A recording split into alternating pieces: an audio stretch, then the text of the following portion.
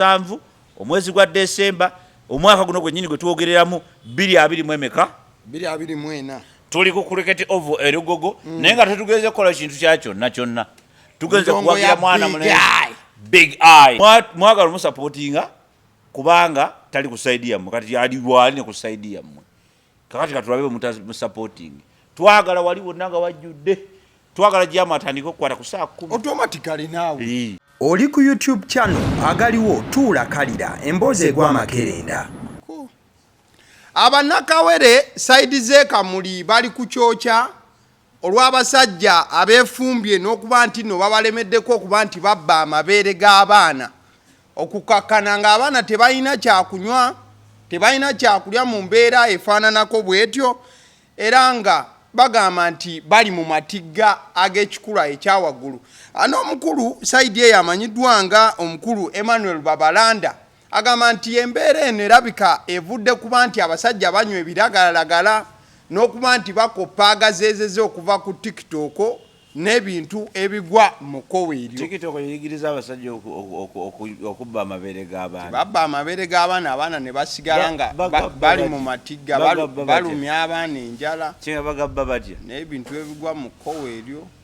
Bana babawe emmere ogotagota akamonde kamba amagezi waliwo otagota akamonde batanatuuka kulya ssebo waliwo stage ng'omwana tadde naye mbadde manyi nti omwana babanga azaaliddwa nga waliwo ebbanga lyemwewamu mwe ng'abantu nti abasajja basusse okubba amabeere side zeero bagabba batya bali mu mbeera yakinga bagabba batya leka kutegeera abasiddiyo omusunsuzi lyerinnya eryange agaliwo gwe mukutu kwe tuli mwami Obote gwendi naye agenda babuuzaako ebigambo tujja kubanga tubigamba mbuufu gwandaba nsaba okubuuzaako wasuza otya wasiibye otya weebale gyonna gy'otusizaako engalo mukama yeebazibwa kuumye mu byonna byonna by'oyitamu ebirungi tusanyukira wamu naawe kama yeebazibwa olw'ebirungi byakuwadde ebizibu opapaki anti munange opapaki tusimbula embalaasi abantu tuli mu bbaawo yozayoza abantu abatulaba tulina obbeebaza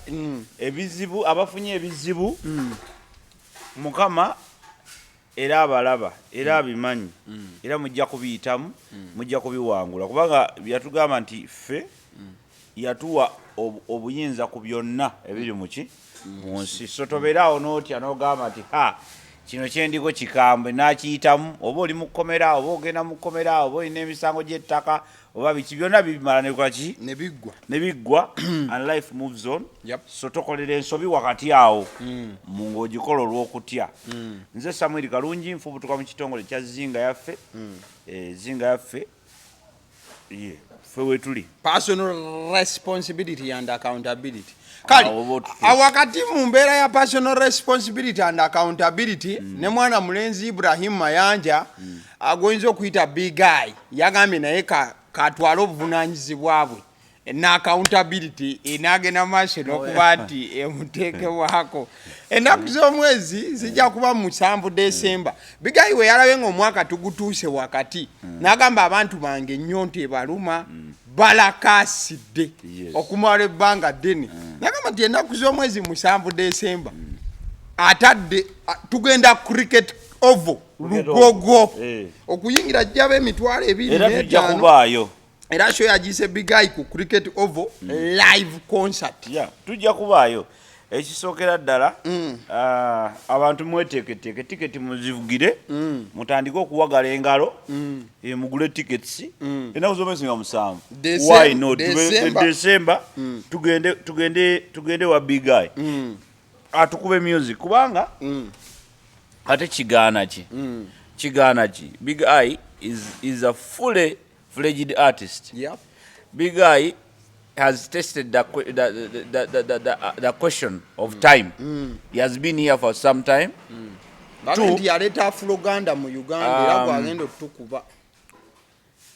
Kyaleta si kyekikulu okitegedde naye gwe manya nti omanyi kati mmwe mwagala nnyo amawulire oba lwaki mwagoono amawulire galina kubaawo kuyamba bantu nakugattako value nimwaga mmwe gaagala nnyo okutuulako simanyi lwaki kati gwe bw'otandika ogamba nti Big Guy yaleeta Afroganda mu Uganda oba omujjako ebitiibwa bye biri byonna ebirala otunuliraako okyegedde. This is a profile. Tosobola gamba tosobola kwesiba ku kintu kimu kuba kati oba oyagala okiwesewese kati tutandika okikayanira tunaba tukyalagamba nti no yaleeta Afroganda wabeewo omulala ajja agambe nti nze nakireeta kati ate tudde ku ekyo kati tuve ku nsonga enkulu. That is how you play your games. But for abagezi tuzimanyi. The idea is very simple. Ennaku z'omwezi nga 7 tuli mu Big Eye Live cricket oval erugogo. Bannayuganda mwenna kirungi akiranze ale abali mu America abali ebungereza abali teri kwekwasa ne bwotandika okusonda sente za tiketi kati ojja kujja mitwalo 2 kakati omuntu nga mugundi Mwami Big Eye alina buli kyetaagisa okola show okyegedde buli kyetaagisa kyonna akikola ki akirina alina music kugambye he has tasted the question of time okyegedde he has been here for some time alina fan base himara okyegedde bulungi nnyo then of course yali afunyemu wano ebizibuzibu bino politics nga bw'omumanyi kasasiro wamwe gwe mwaleeta mu ndongo already endongo erina politics owaayo kyokka ate muleeta ne politics ey'obufuzi naye ne mumuteeka muli okyegedde kakati eyo confusion ey'obucupa and all those things bye byali bimuzize emabega abantu batandise okugamba nti oyo tetuli naye kubanga tetuli naye naye nga the question was very simple. It was blackmail. Mwazanya blackmail ne mwazanya politics omubi. But he joined the team again. It doesn't matter. Teyajoininga kubanga yali ayagala nnyo. Yajoininga kwetaasa. Yes. Ate kati teyajoininga kubanga ayagala nnyo. Naye musajja watu naye yatuka ku mbeera ng'anyigirizibwa. So you should stop that politics. Owekisiru alowooza nti nze omuntu waba tali ku side yange aba mubi. Okyegedde politics mulina okumukomya kubanga mwanyigiriza abantu oba oliawo sakati enegera kuba shonga yakusatu ba yakuna okyegedde naye olwokubanga mwate abadde akuba kyalo ku kyalo jjukira luli emabi. It doesn't matter nkugambye, it doesn't matter. What matters now is let us learn from our mistakes. Okyegedde mistake ebaddewo oba mistake eriwo until today ye politics ow'ebyobufuzi nakugamba politics olina omutegeera is a science of managing in a society. Okyegedde that is politics. Mukatale mulimu politics owamu, mu lufula mulimu politics owamu, mu taxi mulimu politics owamu, mu boda mulimu politics owamu, mu music mulimu politics owamu. Kakati ensobi gy'oyinza okukola esinga okuba ennene kwe kuddira politics w'omukatale n'omuteeka mu boda tebikola. Somehow they are going to collide. Kakati this is what these fools did. Kwe kuddira politics ow'ebyobufuzi ne bamuteeka muki ne badda politics ow'ebyobufuzi ebyobukulembeze ne bamuteeka mu music. Okyegedde bulungi nnyo ne baddira abaali abawagizi ba music ne babafuula ba political supporters ne babafuula abalonzi. Okyegedde awo confusion weyava. Kakati oli yeesanga ng'eyali ayagala Big Eye kulo yesanze mu mbeera nga wa DP. Okyegedde kyokka ate nga Big Eye ayambadde enkofiira ya bbulu oba ya green oba yaki nga tebikwatagana na wa DP. Collusion kubanga baddira politics baddira abaali abawagira omuyimbi ne bamugamba nti kakati temukyali bawagizi kyokka kakati mufuuke ba political supporters mu byobufuzi mufuuke balonzi. Awo confusion weyava ffe kugaana kwawula bintu ng'era bwe tukola ensobi endala nnyingi nnyo ebintu byaffe tugenda tubimixinga awo tujja obuzibu nga gwe bw'olwadde otandise okubixinga ate kati togera kukira ate yaleeta propaganda yaleeta Afroganda ebyo byonna bukodyo bwakusiriwaza na kuwonoona. So the idea is very simple. Mwenna abatulaba it is okay. Ekyo kyandibadde kijjanga Yes, ekyo kijjanga kyewandigambye. And in fact he has played a big role. Yes. Kubanga That's what we are talking about. Kubanga let me tell you. Until today tukyanoonya beat ya Uganda ekyabuze. Abamu bakubanga ba Nigeria, abalala bakubanga banankana, abalala bakubanga tukyaginoonya ekyabuze. Nigeria yo evaawo awo. Kakati owulira oluyimba tomanya na muyimbi n'ogamba ba Nigeria. Onkyekere bulungi nnyo. So omukongo awo yavaawo.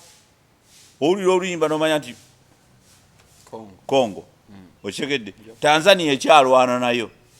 Nayo booli awo banaatuuka ku level. Okyegedde. Naffe tukyalwana era tujja tutuukayo. So a person like Big Eye bw'abaako kyakoze n'akituuma erinnya nga Afroganda, yes, appreciating. You never know tuyinza okubanga ekyo kibujjo kyetukolaki kyetunoonya. Okyegedde. So as simple as that. Ennaku z'omwezi nga 7 ffenna tweyiwewa ennaku z'omwezi nga 7 December omwaka guno gwennyini tweyiwe ku cricket ovo oyo Big Eye okuwako history katono. Y'omu ku basajja abaaliwo mu maanyi nga music akyali ku level eri eyaddala we baakubiranga kubanga Big Eye yajja n'Eddy Kenzo. Okyegedde. Era politics wa music yawo n'azanyibwa ojjukira. Politics mungi yazanyibwa by that time. Yep. Wa music. Naye whatever it is. Oli n'akikuba nnyo n'akiza side eri. Ono naye n'akikuba n'akireka ku local setup. Naye n'akola ki? N'abeerawo. Respectfully abaddewo nga ye muntu gw'otawulirako mu ntalo za kisiru. Okyegedde. Va ku bino ebimutomera from the external factors. But talina internal factors zoyinza kugamba nti lwakubanga alina empisa embi oba yazze n'avuma abantu oba yazze n'akuba abantu oba yazze n'awemula gundi oba yazze n'akola bw'ati. He's the type of person. So for me I have all reasons okumuwagira. Okyegedde bulungi nnyo. So no Munnayuganda ndaba you can agree or disagree. Nti Big Eye ebirala byonna ngo bitadde ebbali. He has been a musician. Naye akuuma ekitiibwa ky'okubeera musician. Takoze bintu bisasamaza bingi. Naddala waliwo ebiri external ebikutomera. Ne waliwo ebiri internal nga gw'obikoze ki? Gw'obitandise. He's not that type of person.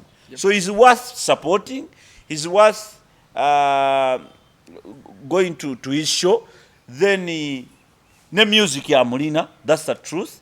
N'emikwano agirina kuba kati bw'olowooza ku show ya Big Eye manya nti abantu abagenda ogiyimbako b'amaanyi bonna. Okyegedde. Because si wajjo. Ne music yennyini amukoze for a long time. Bono politics wamwe mwali mutaddeko very good. Kati alina watuuse n'amwesonyiwa n'agamba let me support you. Kati abasapoti nze. Kakati katubalabe emitwe gye gibalinganga guli. Tulabe bwe mutabu supporting ate. Kubanga mwagala mu supportinga kubanga tali kusaidia mmwe. Kati ali wali ne kusaidia mmwe. Kakati katulabe bwe mutabu supporting. Twagala wali wonna nga wajjudde. Twagala gyama atandika okukwata ku saa 10. Automatically now. Ekyo kitwagala.